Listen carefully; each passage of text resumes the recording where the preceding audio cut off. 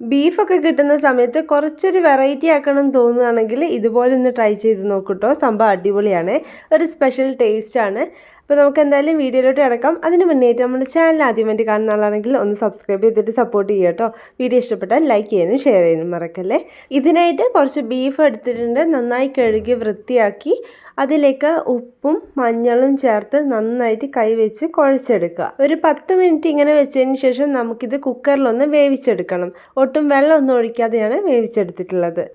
ഇനി നമുക്ക് പാത്രം ചൂടാക്കാനായിട്ട് വെക്കുക. അതിലേക്ക് വെളിച്ചെണ്ണ ഒഴിച്ചു കൊടുക്കുക. അത്യാവശ്യം കുറച്ചധികം വെളിച്ചെണ്ണ ഒഴിച്ചു കൊടുക്കുന്നുണ്ട്. ഇനി നമുക്ക് വേണ്ടത് വലിയുള്ളിയാണ്. വലിയുള്ളി ഒട്ടും കനം ഇല്ലാതെ ഇതുപോലെ നീളത്തിൽ മുറിച്ചെടുത്തിട്ടുണ്ട്. ഒട്ടും കട്ടിയില്ലാതെ വേണം മുറിച്ചെടുക്കാൻ വേണ്ടിയിട്ട്. ഇനി ചൂടായ നമ്മുടെ വെളിച്ചെണ്ണയിലേക്ക് ഇതിട്ടിട്ട് നന്നായിട്ടൊന്ന് ഫ്രൈ ചെയ്തെടുക്കുക. ഇതുപോലെ നല്ല ഗോൾഡൻ കളർ ആവുന്നവരെ ഫ്രൈ ചെയ്യുക. അതിൻ്റെ കൂടെ തന്നെ കുറച്ച് കറിവേപ്പില ഒന്ന് ഫ്രൈ ചെയ്തെടുത്തിട്ടുണ്ട്.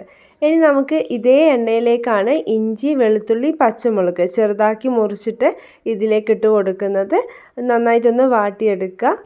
ഇങ്ങനെ വാടി വരുന്ന സമയത്ത് നമ്മൾ വേവിച്ച് വെച്ചിരിക്കുന്ന ബീഫ് വെള്ളത്തോട് കൂടി തന്നെ ഒഴിച്ചു കൊടുക്കുക. ഈ വെള്ളം എന്ന് പറയുന്നത് ബീഫ് വേവുന്ന സമയത്ത് വന്നതാണ്. എക്സ്ട്രാ നമ്മൾ വെള്ളമൊന്നും ഒഴിച്ചു കൊടുത്തിട്ടില്ല, അതും കൂടിയാണ് ഒഴിച്ചു കൊടുക്കുന്നത്. ഇനി നമുക്കിതിലേക്ക് വേണ്ട മെയിൻ ആയിട്ടുള്ള മസാലപ്പൊടി തയ്യാറാക്കാം. അതിനായിട്ട് പച്ചമല്ലിയാണ് എടുത്തിരിക്കുന്നത്. അതിലേക്ക് വലിയ ജീരകം ഒരു 1.5 ടേബിൾ സ്പൂൺ എടുത്തിട്ടുണ്ട്. ഏകദേശം 2 ടേബിൾ സ്പൂണോളം പച്ചമല്ലിയാണ് എടുത്തത്.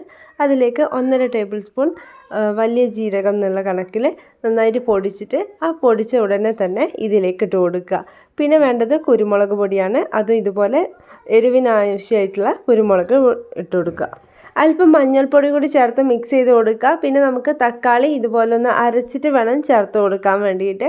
അതും കൂടി ചേർത്ത് ഒന്ന് കുറുകി വരുന്ന സമയത്ത് നമുക്ക് എന്ത് ചെയ്യാം, നേരത്തെ ഫ്രൈ ചെയ്ത് വെച്ച ഉള്ളിയും കറിവേപ്പിലയും കൂടി ചേർത്തിട്ട് മിക്സ് ചെയ്യുക. ഇത് നമ്മൾ കുറച്ചൊരു തിക്കായിട്ടാണ് ചെയ്യുന്നത്. അതായത് ഗ്രേവിയൊക്കെ വളരെ കുറവായിരിക്കും ഉണ്ടാവുക.